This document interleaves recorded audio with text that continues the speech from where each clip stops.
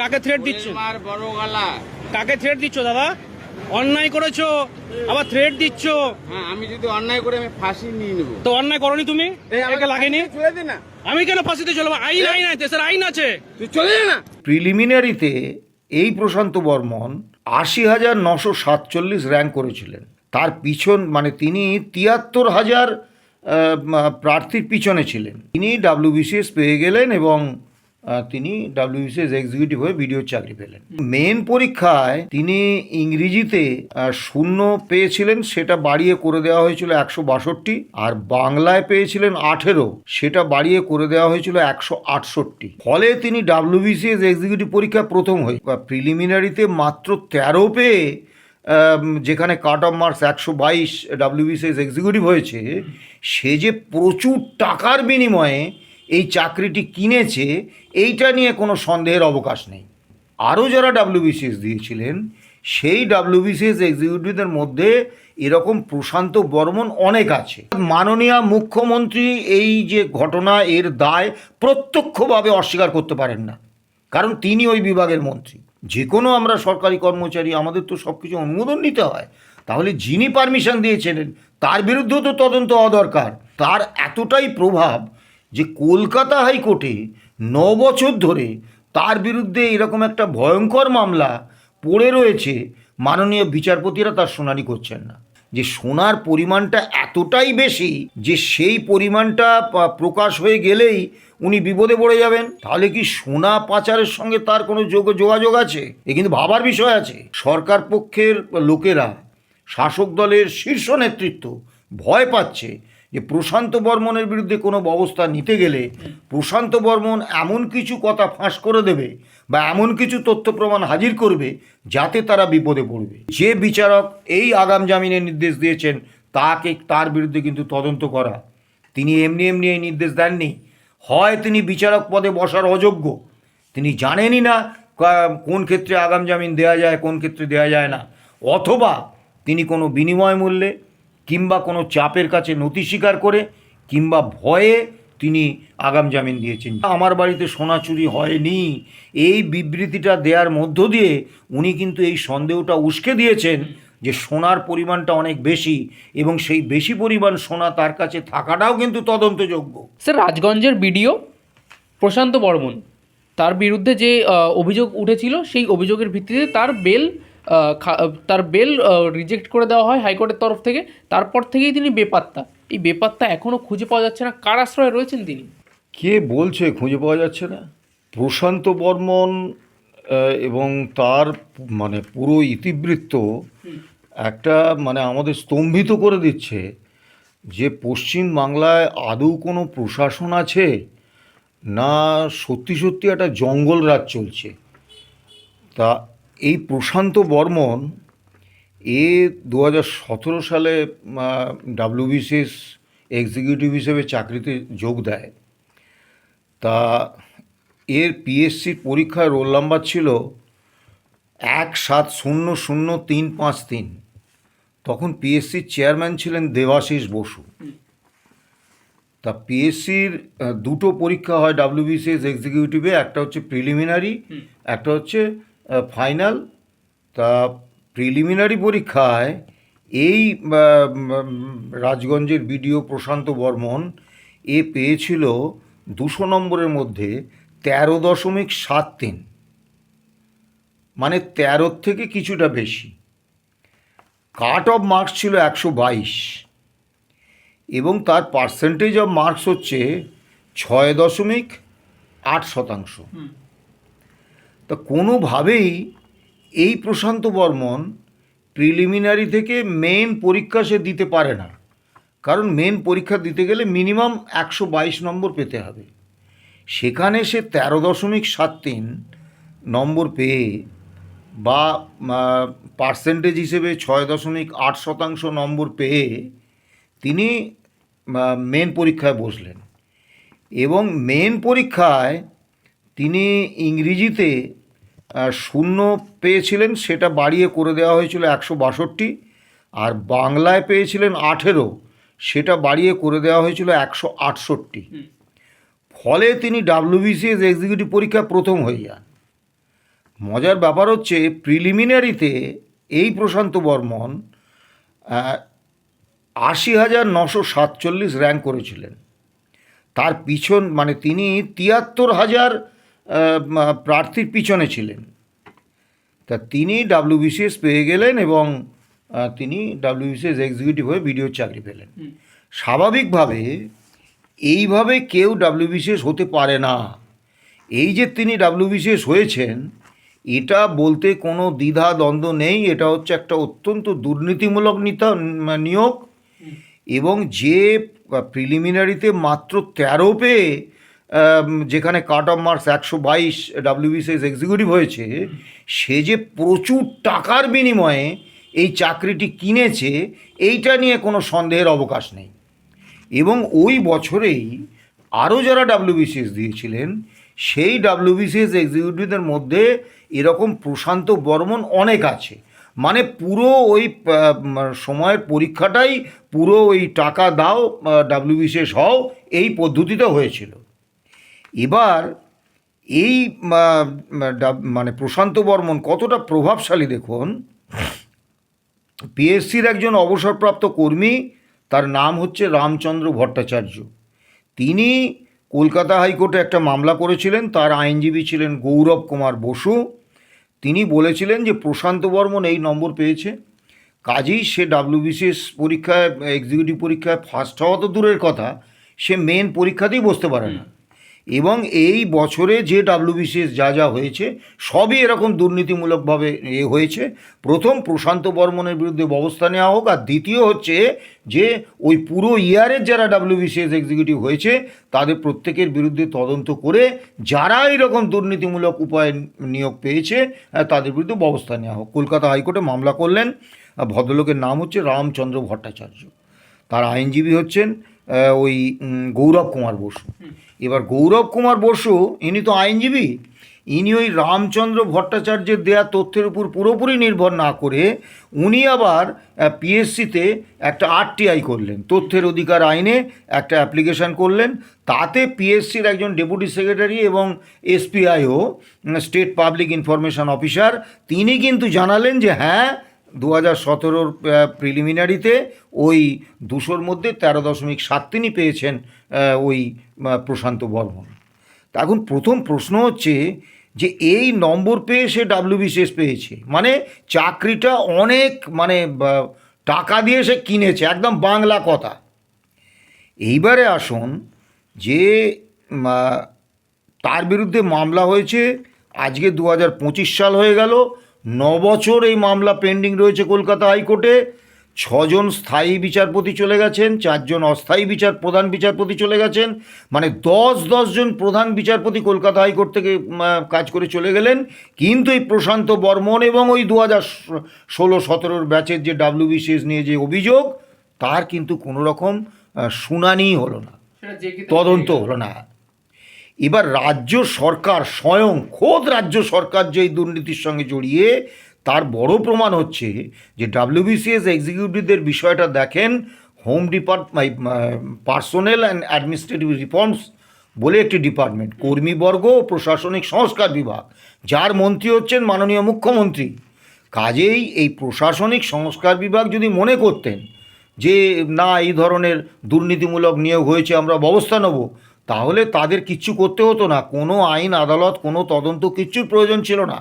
তারা পিএসসি সেক্রেটারিকে একটা চিঠি দেবেন, ওই কর্মীবর্গ এবং প্রশাসনিক সংস্কার বিভাগের কোনো ডেপুটি সেক্রেটারি বা অ্যাসিস্ট্যান্ট সেক্রেটারি, তিনি একটা চিঠি দেবেন, দিয়ে বলবেন যে এই প্রশান্ত বর্মন সম্পর্কে এই অভিযোগ এসছে এবং ওই ব্যাচের সম্পর্কেও বিভিন্ন অভিযোগ আসছে, তা ওই ব্যাচের পুরো কারা কী নম্বর পেয়েছে, হ্যাঁ, এবং কিভাবে তাদের নিয়োগ হয়েছে আমাকে ডিটেলসটা আমাকে দাও। সেই ডিটেলস পেলেই তাদের বিরুদ্ধে পার্ট ডিপার্টমেন্ট ব্যবস্থা নেবে, তাদের বিরুদ্ধে এফআইআর করবে, তারা গ্রেপ্তার হবে, তাদের চাকরি চলে যাবে। এবার পুলিশই যা তদন্ত হয় এবং আইন আদালত দেবে। পার কিন্তু তা করেনি।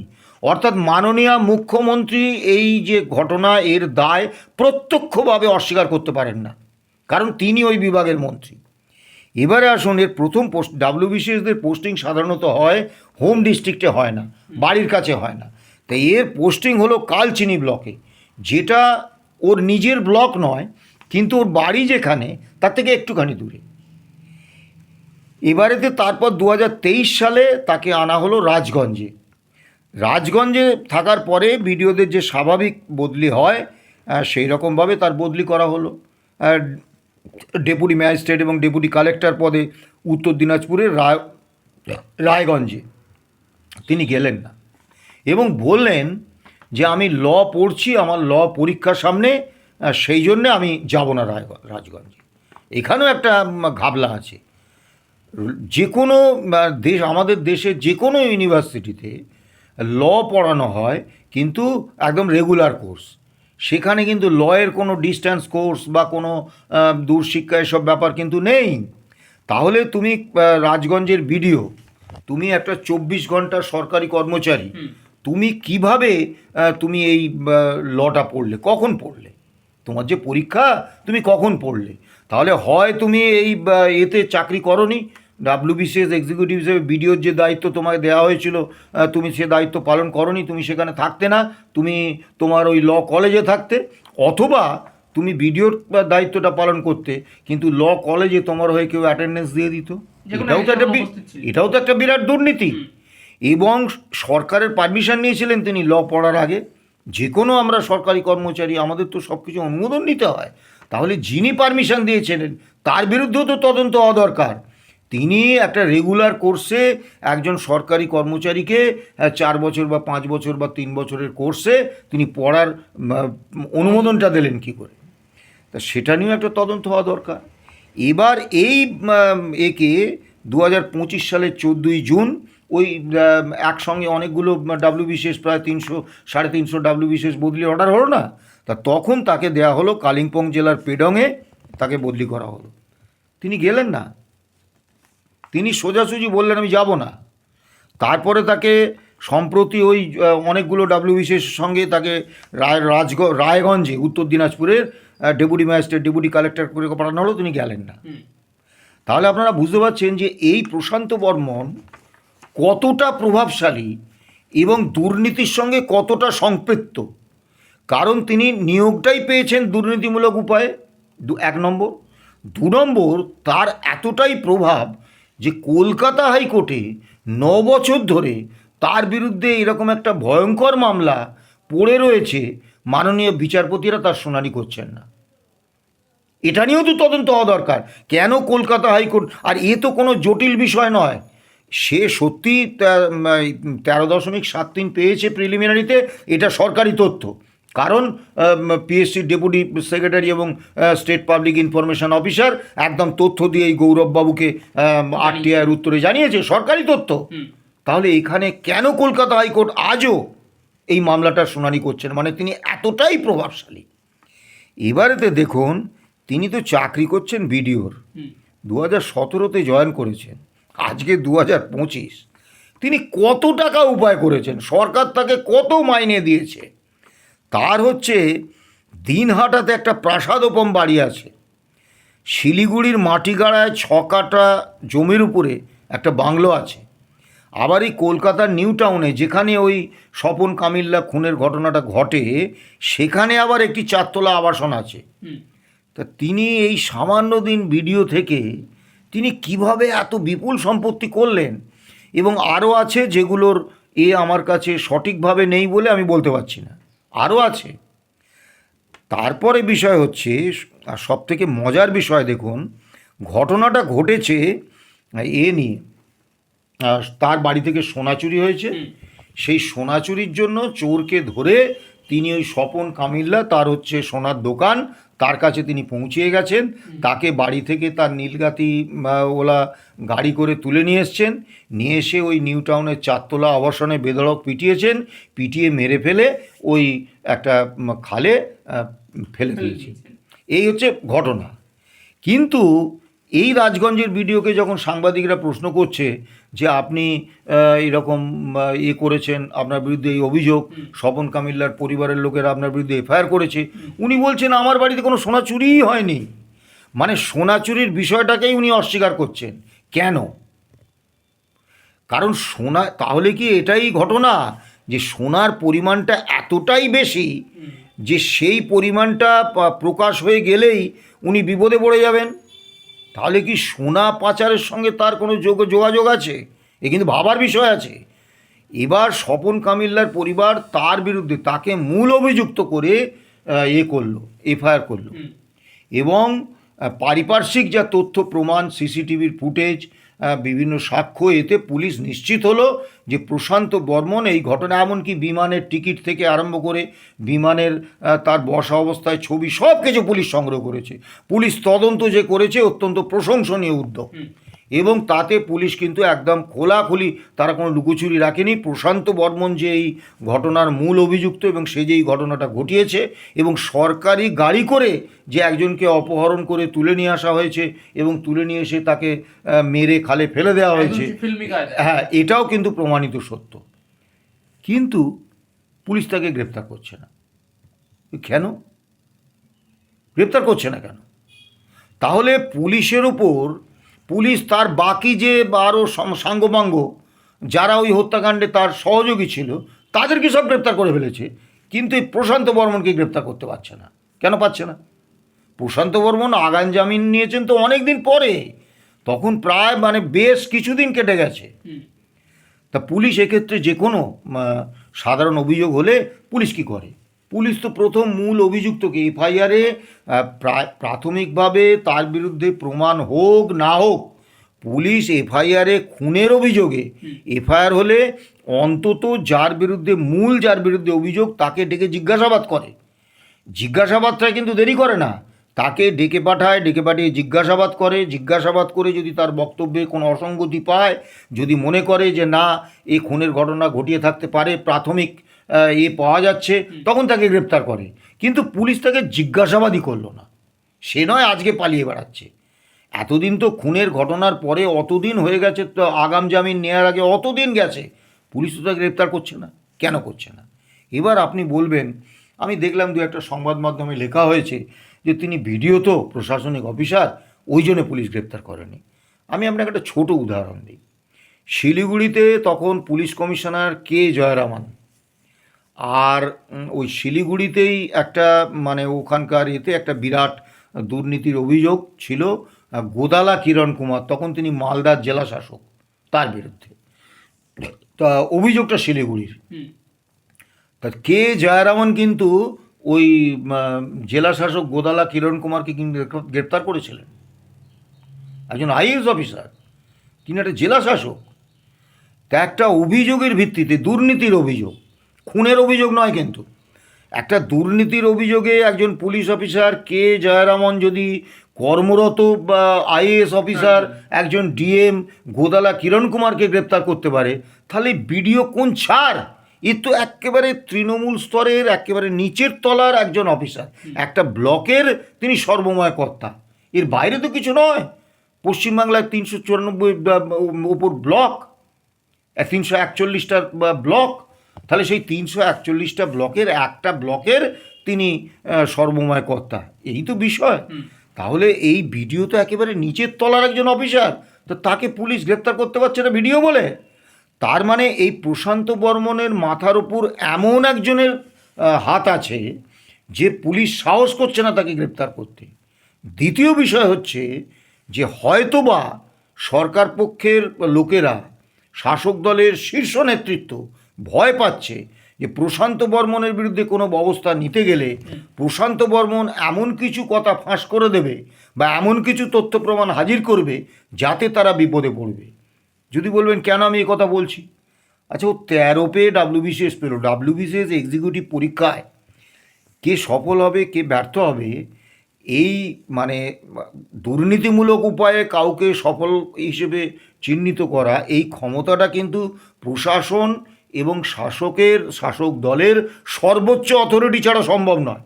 রামশ্যাম যদু মধু কেউ একজন ওইভাবে দুর্নীতি করে তাকে ঢুকিয়ে দিতে পারবে না, বা পিএসসির কোনো কর্মী বা ওইভাবে পুরো WBCS প্যানেলে এত বড় জালিয়াতি করতে পারে না। দ্বিতীয়ত উনি বদলি হচ্ছেন না, সমস্ত ভিডিওরা বদলি হয়ে যাচ্ছে, উনি কিন্তু বদলি হচ্ছেন না, উনি ওই রাজগঞ্জই গেঁড়ে বসে আছেন, বা প্রথম পোস্টিং পেলেন কালচিনিতে। একজন প্রভাবশালীর হাত না থাকলে মাথায়, এরকম তো হয় না।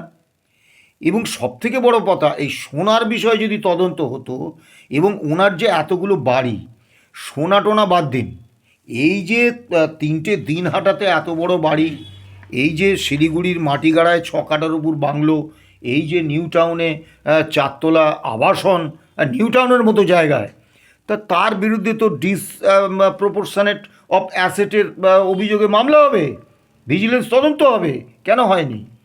তার মানে তিনি একজন অত্যন্ত প্রভাবশালী ব্যক্তি, এবং তিনি শুধু প্রভাবশালীই নন, তাকে কিন্তু সরকার এবং শাসক দল ভয় পাচ্ছে। এবং তিনি কতটা ভয়ঙ্কর ব্যক্তি দেখুন, এই প্রশান্ত বর্মন। আপনি খেয়াল করবেন, রাজগঞ্জে প্রথমেই যখন এই খুনের অভিযোগটা হলো, হ্যাঁ, তখন কিন্তু ওখানে বিভিন্ন রাজনৈতিক দলের পক্ষ থেকে ওই ভিডিওতে বিক্ষোভ দেখানো হয় প্রশান্ত বর্মনকে গ্রেপ্তারের দাবিতে। তারপরেই কিন্তু দেখুন, বিক্ষোভ থেকে আরম্ভ করে সব কিছু থেমে গেছে, এবং যেসব সাংবাদিকরা রাজগঞ্জে যাচ্ছেন ওনার সম্পর্কে তথ্য সংগ্রহ করে খবর করবেন, কেউ কিন্তু ক্যামেরার সামনে কিছু বলতে রাজি হচ্ছে না। মানে তারা আতঙ্কিত। অর্থাৎ এই মানুষটি এমন একটা মানে চক্রে জড়িত যে লোকে তাকে এবং তার সেই চক্রকে ভয় পাচ্ছে। একজন সরকারি অফিসারের তো এটা নয়। আজকে যদি আপনি এসেছেন, আপনি বলুন না সিঙ্গুরের ভিডিওর বিরুদ্ধে অমুক শুনলাম, আমি তো বলবো, কারণ আমার এই ভয়টা নেই যে সিঙ্গুরের ভিডিও আমাকে মেরে ফেলবে। কিন্তু রাজগঞ্জের ভিডিও প্রশান্ত বর্মনের বিরুদ্ধে স্থানীয় মানুষদের এই রকমই একটা ভয় যে আমরা যদি ওর বিরুদ্ধে কিছু বলি, আমার হয়তো মানে প্রাণে বেঁচে থাকাটাই দুষ্কর হবে। এবং যে নৃশংসভাবে এই স্বপন কামিল্লাকে এই ভিডিও প্রশান্ত বর্মন খুন করেছে, এটা তো একজন দাগি ক্রিমিনাল ছাড়া সম্ভব নয়। তারপরে সে সরকারি গাড়ির অপব্যবহার করেছে। একজন বিডিও সে কি করে নীল বাতি লাগানো গাড়ি ব্যবহার করে আমি জানি না, কারণ পদস্থ অফিসাররা ছাড়া নীল গাড়ি পায় না। আমি তো জয়েন্ট সেক্রেটারি ছিলাম, আমার তো নীল গাড়ি ছিল না, নীলবাতি লাগানো গাড়ি। তা আমাদের সচিবরাও তারাও অনেকে লাগাতেন না, কিন্তু আমরা তো জয়েন্ট সেক্রেটারি, অ্যাডিশনাল সেক্রেটারি, নীলবাতি লাগানো গাড়ি চাপিয়ে তো আমরা ঘুরিনি। এবং ওনার কর্মস্থল তো রাজগঞ্জ, উনি কলকাতায় বা মেদিনীপুরে সেই গাড়ি নিয়ে যাবেন কি করে? একমাত্র যদি সরকারি কাজে যেতে হয় তবেই তো যেতে পারবেন। তাহলে সবগুলোই বেআইনি, এবং এই যে বেপরোয়া ভঙ্গিতে বেআইনি কাজ উনি করে যাচ্ছেন। এবং যখন ওনার বিরুদ্ধে এফআইআর হলো, উনি একদম বুক ঠুকে বলে যাচ্ছেন যেসব চক্রান্ত, আমি আদিবাসী রাজবংশী বলে আমার বিরুদ্ধে চক্রান্ত হলে স্যার উনি এখন ব্যাপারটা কেন? তাহলে চক্রান্ত যদি হয়ে থাকে, তাহলে তোমার বিরুদ্ধে চক্রান্তটা কে করছে? পুলিশ তো তদন্ত করে সব বার করে এনেছে, তা পুলিশ মন্ত্রী তো মমতা ব্যানার্জি, তাহলে তোমার বিরুদ্ধে চক্রান্ত কি মমতা ব্যানার্জি করছে? কিন্তু দুর্ভাগ্য হচ্ছে যে মহামান্য কলকাতা হাইকোর্ট তার জামিন খারিজ করে দিয়েছেন, খুব ভালো কথা। কিন্তু মহামান্য কলকাতা হাইকোর্ট কেন যে বিচারক ওনাকে আগাম জামিনের দিয়েছিলেন, নির্দেশ দিয়েছিলেন, আগাম জামিনের সুযোগ দিয়েছিলেন, তার বিরুদ্ধে তদন্তের কেন নির্দেশ দেননি কলকাতা হাইকোর্ট?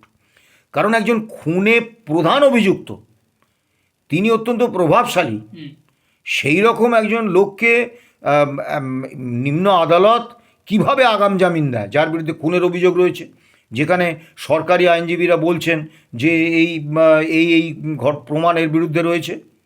তাহলে ওই যে বিচারক আগাম জামিনের রায় দিয়েছিলেন, তার বিরুদ্ধেও তদন্ত হওয়া দরকার, যে তিনি কার চাপে পড়ে বা কিসের বিনিময়ে এই রকম একটা, কারণ কলকাতা হাইকোর্টের বিচারপতিরা ওই বিচারপতিকে ভৎসনা করেছেন। শুধু ভৎসনা করে কোনো লাভ নেই, কারণ এই নিম্ন আদালতের বিচারপতিরা জামিন দেন বা জামিন খারিজ করেন। তো এইরকম বিচারপতিরা যদি কোনো প্রভাবে প্রভাবিত হয়ে কারুর চাপে, কারুর ভয়ে বা কোনো বিনিময় মূল্যে এই রকম খুনের অভিযোগে অভিযুক্তদের যদি জামিন দিয়ে দেন, তাহলে তো মানে দেশে তো আইন শৃঙ্খলা বলে কিছু থাকবে না। বিষয়টা তো গুরুত্বপূর্ণ। তাহলে কলকাতা হাইকোর্টের কিন্তু উচিত ছিল যে বিচারক এই আগাম জামিনের নির্দেশ দিয়েছেন তার বিরুদ্ধে কিন্তু তদন্ত করা। তিনি এমনি এই নির্দেশ দেননি। হয় তিনি বিচারক পদে বসার অযোগ্য, তিনি জানেনই না কোন ক্ষেত্রে আগাম জামিন দেওয়া যায়, কোন ক্ষেত্রে দেওয়া যায় না, অথবা তিনি কোনো বিনিময় মূল্যে কিংবা কোনো চাপের কাছে নথি স্বীকার করে কিংবা ভয়ে তিনি আগাম জামিন দিয়েছেন। যেটাই হোক, সেটা মানুষের স্বার্থের পক্ষে ক্ষতিকারক। তা এখন কলকাতা হাইকোর্ট যখন জামিন বাতিল করে দিয়েছে, উনি সুপ্রিম কোর্টে গেছেন প্রশান্ত বর্মন।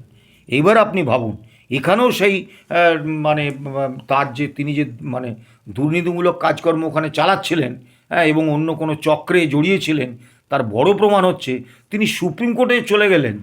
একজন বিডিও 2017 সালে চাকরি পেয়েছে, সে এত তিনটি জায়গায় বিরাট বিরাট বাড়ি করেছে, নিউ টাউনের মতো জায়গায় 4 তলা আবাসন, সে কলকাতা হাইকোর্টে লড়েছে, আগাম জামিন নিয়েছে, তার জন্য খরচ করেছে, আবার সে সুপ্রিম কোর্টে যাচ্ছে। এই টাকা সে কোথা থেকে পাচ্ছে? এই টাকা তো তার মাইনে থেকে এত টাকা তো হওয়ার কথা নয়। অর্থাৎ তিনি এই চাকরি ছাড়াও অন্য কিছু একটা করতেন যাতে তার প্রচুর অর্থাকম হতো, যেটা খুব সহজ সরল বিষয় নয়। এবং সোনা, আমার বাড়িতে সোনা চুরি হয়নি, এই বিবৃতিটা দেওয়ার মধ্য দিয়ে উনি কিন্তু এই সন্দেহটা উস্কে দিয়েছেন যে সোনার পরিমাণটা অনেক বেশি, এবং সেই বেশি পরিমাণ সোনা তার কাছে থাকাটাও কিন্তু তদন্তযোগ্য। কাজেই এখন পুলিশ দীর্ঘদিন ধরে সুযোগ করে দিয়েছে, যেমন কলকাতা হাইকোর্টের যখন খারিজ হয়ে গেল, তো তখনই তো ওকে গ্রেপ্তার করা যেত। এবং পুলিশ জানে না সে কোথায় আছে, এটা আমি বিশ্বাস করি না। পুলিশ এখনও তাকে গ্রেপ্তার করছে না, হয়তো কোনো প্রভাবশালী নির্দেশে। আর যে আরও প্রশান্ত বর্মনরা ওই WBCS-এর প্যানেলে রয়ে গেলেন, তারা এখন সসম্মানে বিডিও হিসেবে কাজ করছেন। তাদের মানে কিছু বলা যাবে না, কারণ 9 বছর ধরে আদালতে মামলা পেন্ডিং, এবং আগামী আরও হয়তো 900 বছর আদালতে মামলা পেন্ডিংই থাকবে। এবং এটা নিয়েও তদন্ত হওয়া দরকার, কেন এরকম একটা গুরুত্বপূর্ণ বিষয়ে মহামান্য কলকাতা হাইকোর্টের এতগুলো প্রধান বিচারপতি চলে গেলেন, অথচ এই প্রশান্ত বর্মনের মামলাটায় কোনো অগ্রগতি হলো না, এটাও তো তদন্তযোগ্য। মানে সব মিলিয়ে দেখুন, বিচার ব্যবস্থা, পুলিশি ব্যবস্থা, সরকার, সব কিছুর উপর আমাদের আস্থা চলে যাচ্ছে।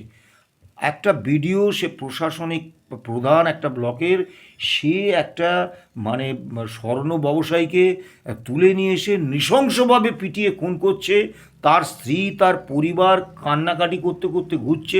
যেদিন আগাম জামিন হয় যে কোর্টে, সেই কোর্টেও ওই মহিলা এবং তার ছেলে ঘিসলেন, কি হাওয়াও করে কাঁদছেন, কিন্তু তাতেও বিচারকের মন গলেনি, তিনি আগাম জামিন দিয়েছেন। তো সেই মানুষটা ঘুরে বেড়াচ্ছে, তার স্বামী তো আর ফিরে আসবে না, কিন্তু স্বামীকে যে খুন করেছে, তার বিরুদ্ধে কোনো শাস্তিমূলক ব্যবস্থা হবে না। পুলিশ ইচ্ছা করলেই তাকে গ্রেপ্তার করতে পারে, পুলিশ তাকে গ্রেপ্তার করছে না, ইচ্ছা করেই করছে না। পালিয়ে যাবে কোথায় রে বাবা? সে তো আর বিদেশে যেতে পারবে না, ভারতবর্ষের মধ্যেই থাকবে, সে কোথায় যাবে? এবং বিশেষত সংবাদ মাধ্যমের সূত্রে তার ছবিটা এত বেশি প্রচারিত যে সে একবারে লুকিয়ে বসে থাকবে, এটা বাস্তবেই সম্ভব না। কাজেই এখন পুলিশ ইচ্ছা করলেই তাকে গ্রেপ্তার করবে, যতদিন না মানে খুব উঁচু গাছের নির্দেশ আসছে, ততদিন প্রশান্ত বর্মন এরকম তথাকথিতভাবে পালিয়ে বেড়াবে।